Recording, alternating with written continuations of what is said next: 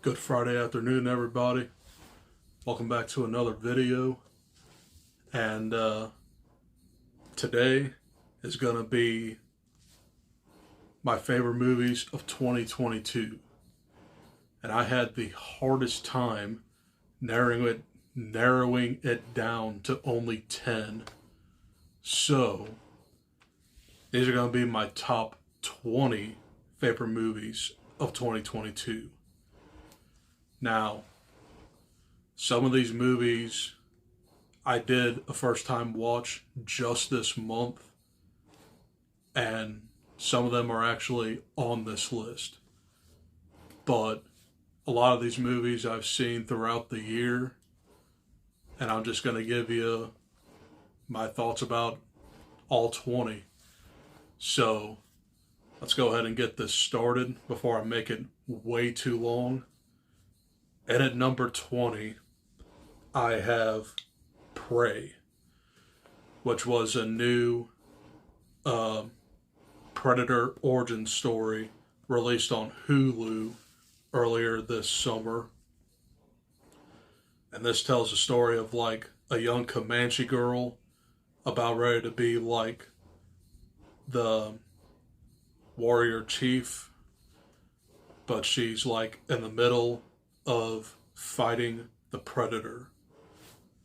What I really like about this movie is the hand-to-hand combat that you saw in the original Predator.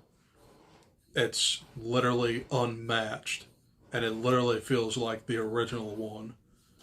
I really like the lead girl in here, and I definitely like the final battle. So if you haven't seen this one yet, I highly recommend it. And at number 20 was Prey. At number 19, I have Nope. And this came out in July. This is Jordan Peele's third film, and it has everything that's supposed to be like a sci-fi epic, where I saw like comparisons to like Jaws, Tremors, and Close Encounters of the Third Kind. But this essentially follows like a brother and a sister who runs like a horse farm in the middle of nowhere, and then an alien invasion begins. So, really solid film. It's my second favorite Jordan Peele film. So I just had to put this on the list. That was Nope. And at number 18 is going to be Beast with Idris Elba. And this is essentially Cujo in Africa, where Idris Elba and his kids are like trapped in a car with like a rogue lion. Very fun creature survival story. I definitely need to rewatch it soon. That was Beast. And at number 17, I got Bullet Train. This was a fun movie where it's about like this group of people that meet on a bullet train, and Brad Pitt is Ladybug. He is a very unlucky assassin who is in the middle of everything, and he's trying to figure out what's actually happening. Very trippy movie, but a very fun one all the same. Bullet Train. And at number 16, and I really had to think about this, I decided to put Barbarian at number 16. And this is one of the very many great horror films that came out this year. It starts off with this girl meeting this guy at an Airbnb, but the guy that she's with is the least of her worries. go into this absolutely blind, but I'm just going to give you a mild spoiler. It gets weird. And I really want to rewatch this as soon as I have a chance, because I really did enjoy it on account of soaking it in. But at number 16 was Barbarian. And at number 15, Smile.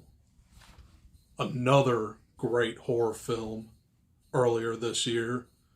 And this is about like a psychiatrist who witnesses one of her patient's suicides, and her patient smiled at her, and now she's plagued by this curse. But does she survive? Very solid film.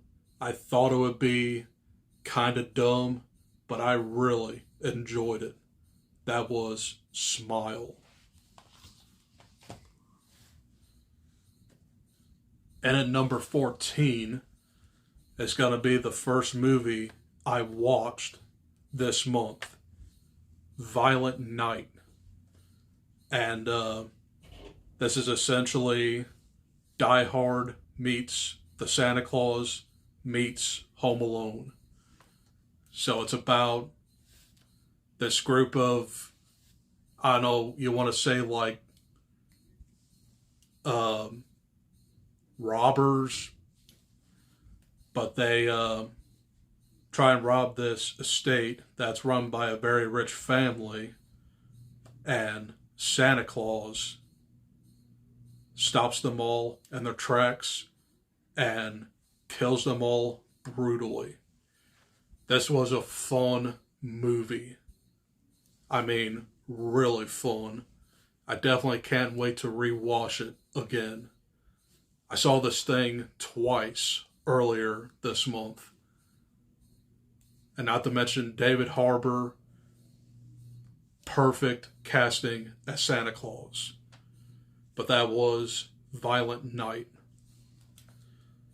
And at number 13, I literally just saw this movie yesterday, and I'm still thinking about it. I decided to put I Want to Dance with Somebody. This is the new Whitney Houston biopic, and it's essentially about her life and her troubled relationship with Bobby Brown. We all know how that turned out. But really great biopic. It definitely rivals Bohemian Rhapsody in my opinion. This one I think might be better than Bohemian Rhapsody because it's more believable and it's more factual. So that was I Want to Dance with Somebody. And at number 12, it's going to be Sonic the Hedgehog 2. Now, I had a really hard time putting this on my list because it was essentially going to be in my top 10 this year. But I've seen many other better films than this. But this is the much anticipated sequel to the first one, of course, where I had the introduction of Knuckles and Tails. And it's another Sonic adventure. The only thing I really don't like about this film is the human characters. But when it goes full Sonic, it's really, really fun. That was Sonic the Hedgehog 2. And at number 11, and this film was originally higher on my list, but I had to do a little bit of switching around. But that film is going to be The Northman. Very solid revenge tale. That's been done quite a few other times, like Black Panther, The Lion King. where it's essentially like this warrior up against a warrior that is stronger than him.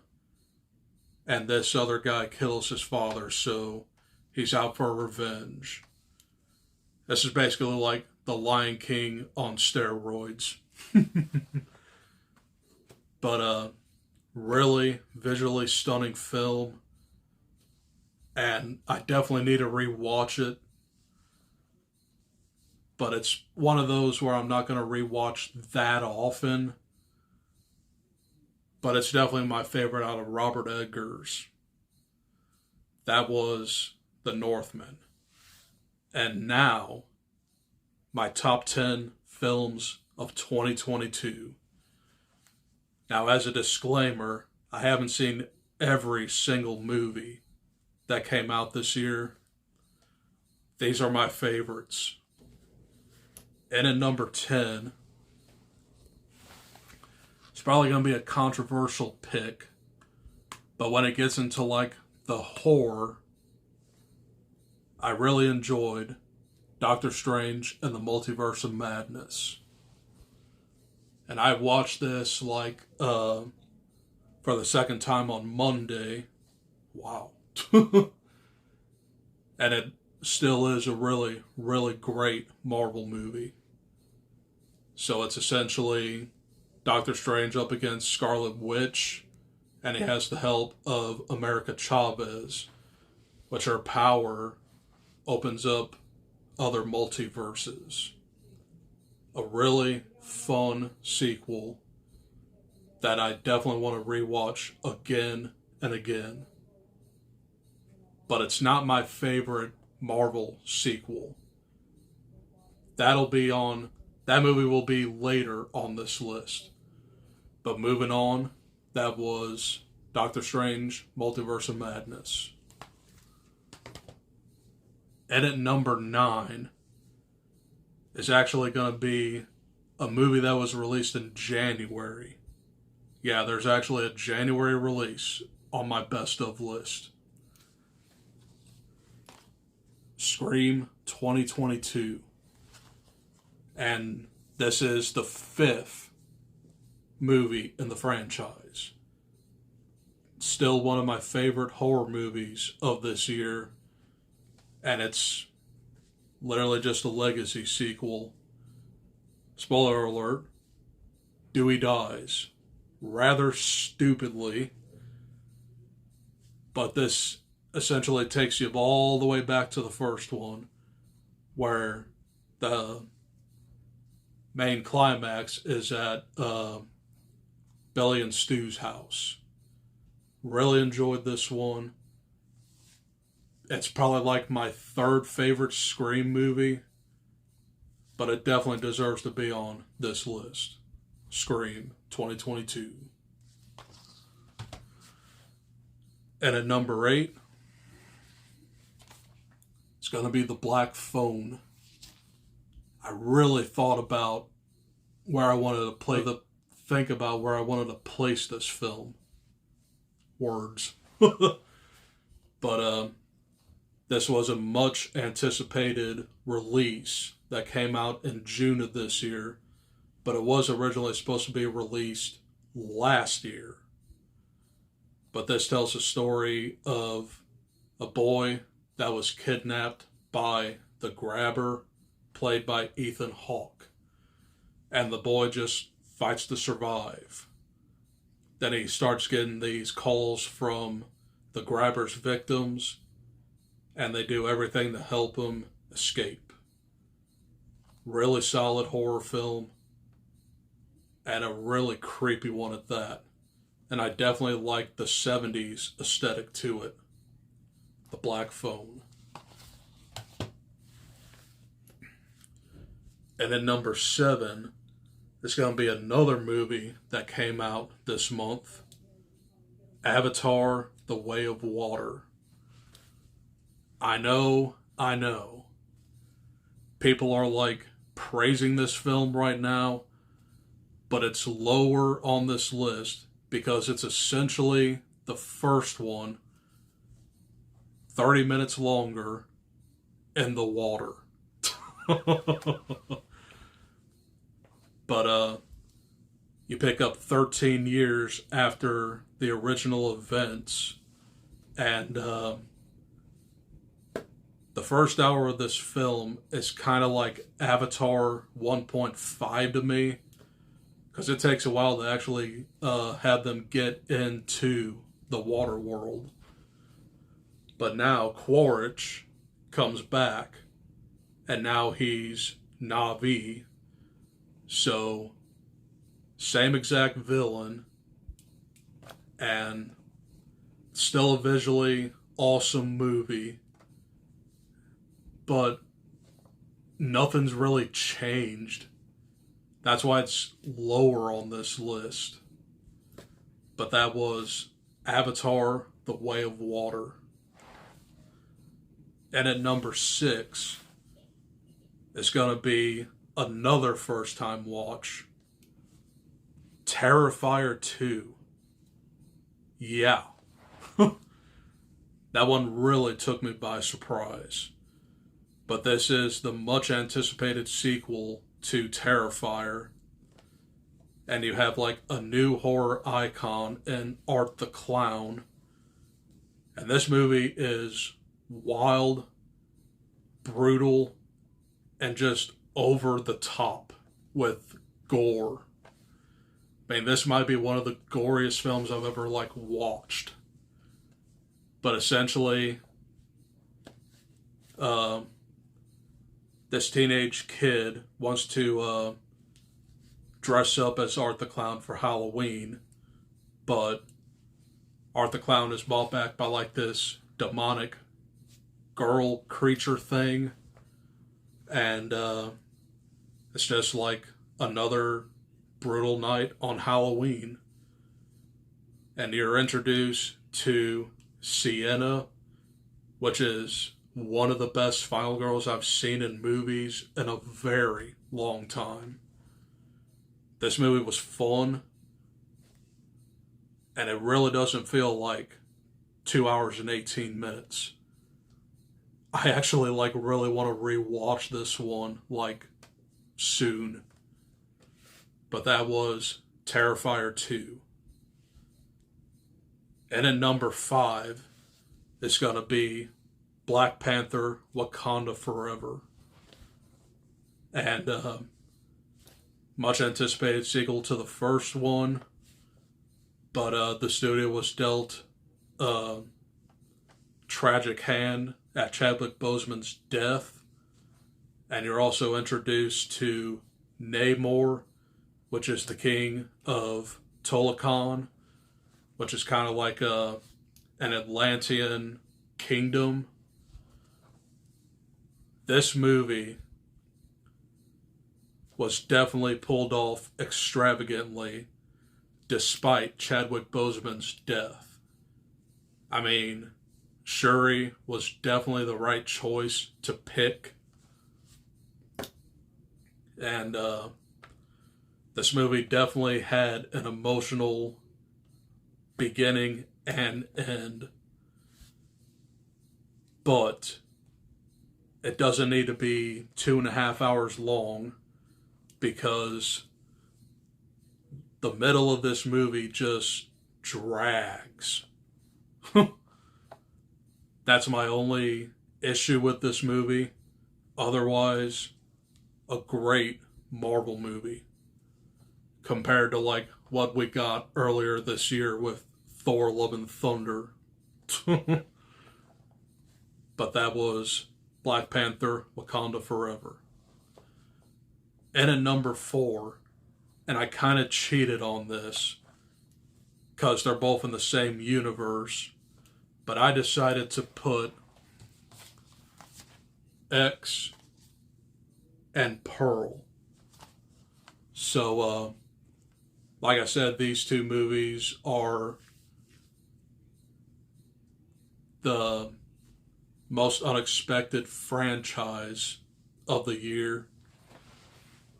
So, X is about this group of people that go to this abandoned farmhouse, but it's not abandoned. Well, they go there to like shoot an adult film, and this turns out to be like a Texas Chainsaw Massacre-esque slasher. It takes a minute to get to that point, but man, I had fun with this one. And it's easily one of my favorite horror films of the year. But very brutal kills. And definitely a movie that I won't forget anytime soon. That was X. And then Pearl was the unexpected prequel to X.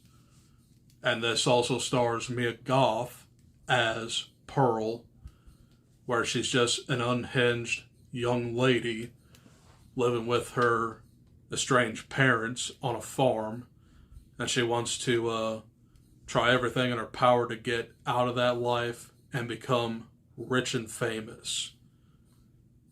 But her audition goes to crap, and she's forced to live on that farm forever.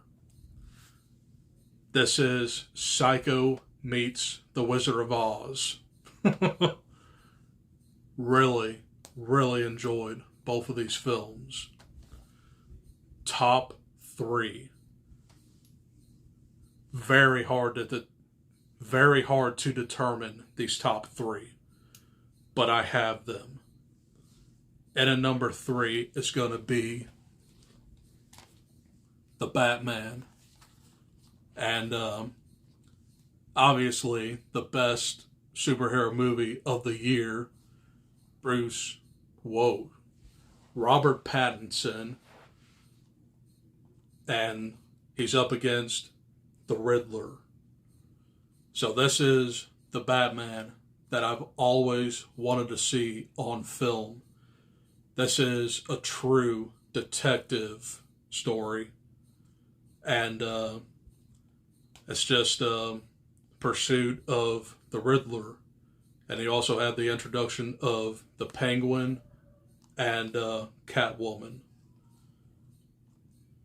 It's a 3-hour movie, but it really doesn't feel like it, because you're definitely engaged in the story, and definitely one of the best DC movies I've seen in the past couple years. I mean, he had like Aquaman and the first Wonder Woman and Shazam, but this one beats all 3 of them by a landslide. That was The Batman. And at number 2 is yet another first watch. All Quiet on the Western Front. First watch, and this movie ended up number 2. But I watched this on Netflix on Monday, and it's a non-stop World War I epic. And it's about this group of boys who enlist in World War I. They're like in trench warfare, and they go like near the end of the war. But turns out they got a lot more than they expected, because World War I was one of the most violent wars in history. I mean, it rivals World War II as the most casualties. This war, like, had over a few million casualties. And you're, like, there for all 2.5 hours. This is one of the most realistic war films I've ever watched since Hacksaw Ridge and even Saving Private Ryan. Definitely had a gut punch ending. Not going to give it away, but definitely watch this because one of the best war movies I've ever seen. All Quiet on the Western Front. But at number one, and I don't think there was any other movie that was going to take this down, Top Gun Maverick. I literally ranted and raved about this movie earlier this year. This is the most unexpected sequel to get after 35 years. And this movie outshined the original. Maverick is back, and he is forced to train these new Top Gun candidates for like one of the most difficult missions ever put to Navy fighter pilots. Very emotional, very action-packed, and it's got one of the best payoffs I've seen in movies in a while. But that is my number one pick, Top Gun Maverick. And those were 20 of my favorite movies to come out in 2022. And I gotta say this, one of the best years for movies, period. I mean, a lot of these are definitely new favorites. But thanks for watching, and look forward to my top 10 best books of the year. I'm hoping to film that in the next day or two. And then I'll also have my movies I watched in December. Otherwise, that's all I got for this video. I'll see you guys in the next one. Adios. And here's to 2023. Bring it.